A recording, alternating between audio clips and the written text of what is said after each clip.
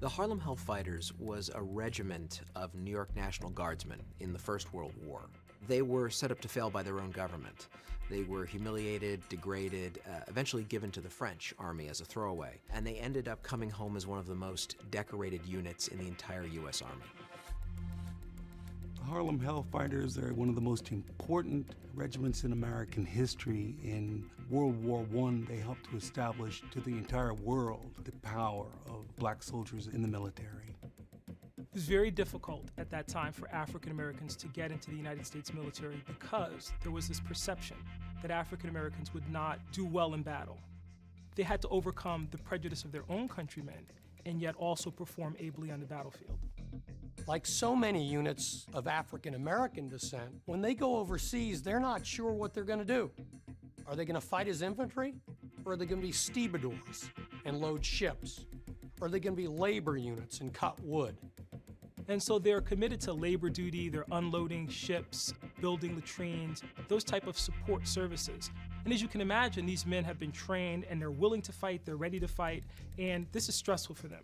They were finally given to the French army, which in a way was an even greater insult because in the First World War, when the United States entered, General Pershing, the commanding officer, was very clear that American forces would not be fed piecemeal into the French and British army because the French and British wanted reinforcements, and Pershing said absolutely not. When Americans join this war, they will fight as an American force under an American flag led by an American general. ... except for the black guys. You can have them.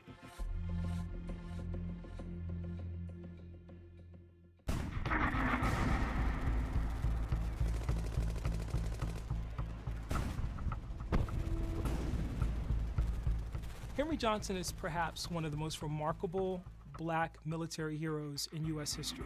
And he found himself in no man's land with Private Needham Roberts manning a listening post.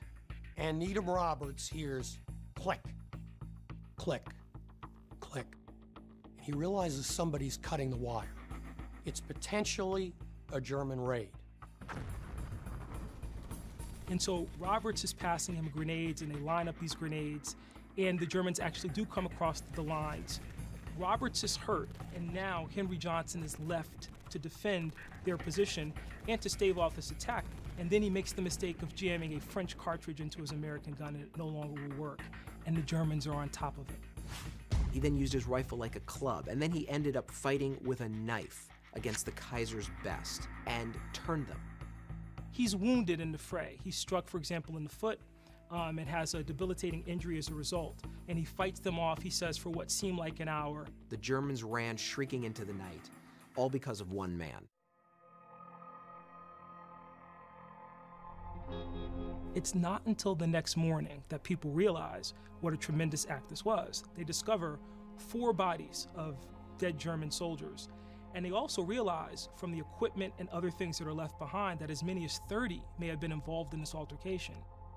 As soon as he drove off those Germans, the French awarded him with the Croix de Guerre, a great honor. Unfortunately, it took about 75 years for the US government to give him the Legion of Merit. Had he been white, he would have walked out of that war with the Medal of Honor.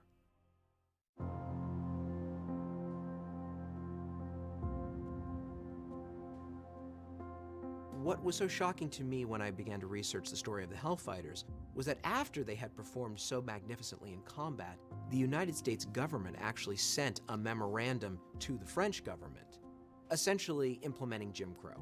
Essentially saying, don't give them some notion that they are equals because we don't want them taking that notion back to the United States and demanding equality. When they come back to the United States, he's not awarded the Purple Heart. There's no notation in his military record of his injury. And so he winds up not being able to work because of this injury.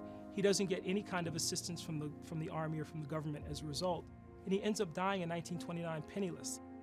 So it again shows the paradox. Here's this great story of valor and of courage on the part of this soldier, and ultimately he comes back to a nation that doesn't honor that sacrifice. We tend to think we all know American history so well, but the story of the Harlem Hell Fighters should be one of the first stories told. It wasn't about killing other people, it was about being Americans and serving their country well. That was the inclination of the Harlem Hell fighters.